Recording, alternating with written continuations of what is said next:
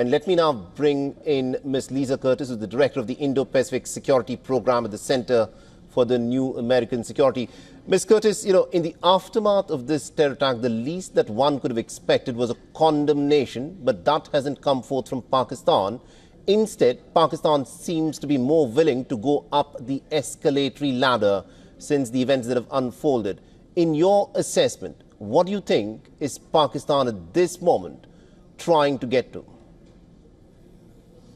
Well, I think you're right that Pakistan's reaction has been surprising, that they have been willing to take the escalation up rather than take steps to try to de-escalate the situation. And the ball is certainly in their court to be doing this. Here you have this horrific attack, 26 civilians killed in cold blood, the worst terrorist attack we have seen in the region since 2019, when you also had a very dangerous India-Pakistan crisis. At that time, of course, India retaliated by striking deep into Pakistani territory at alleged terrorist camps in the country. And then you had a firefight between Pakistan and Indian pilots. But in that situation, also the escalation happened quickly, but then it de-escalated quickly because you had a situation where the Indian pilot that ejected from the plane survived and then was used to, de-escalate the overall situation. But in this case, like you said, we seem to be going further up the escalation ladder, and the situation is very dangerous, and it is causing, a great deal of concern, I think, across the globe. Anytime you see this kind of rising military tension between two nuclear armed states that have fought wars in the past, there is certainly a great deal of concern in the international community about what's happening. Absolutely, indeed. Now, and also, if you could talk a bit about this comment, this strange comment that was made by the Pakistani Army Chief,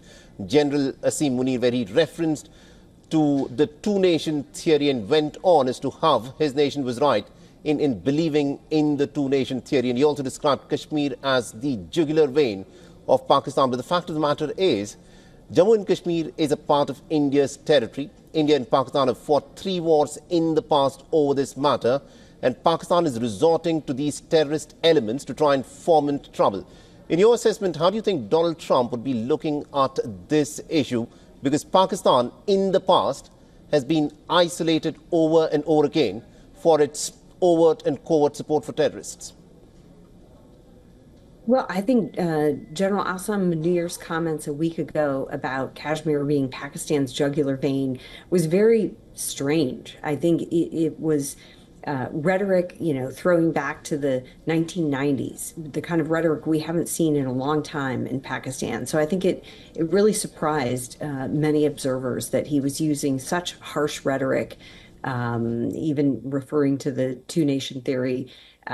So I think the fact that happened a week ago, you have this horrendous attack this week. There are, rightly a lot of suspicions in India about a Pakistan hand in this attack.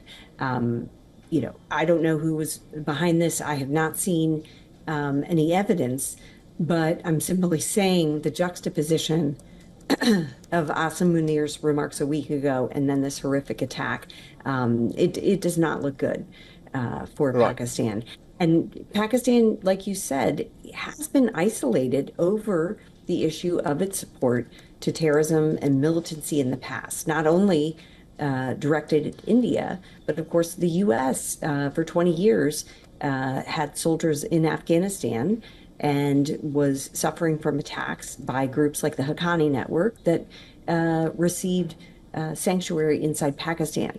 So, there are still memories in the United States about Pakistan's role in Afghanistan, as well as the kind of groups that it supported against India, like the Jaish-e-Mohammed, Lashkar-e-Taiba. And so I think that Pakistan, it is incumbent on Pakistan to try to de-escalate this situation so that we, don't face a military conflict in South Asia, which nobody wants. That benefits nobody in the region, not India, not Pakistan, or any of the other countries in the region. So Right.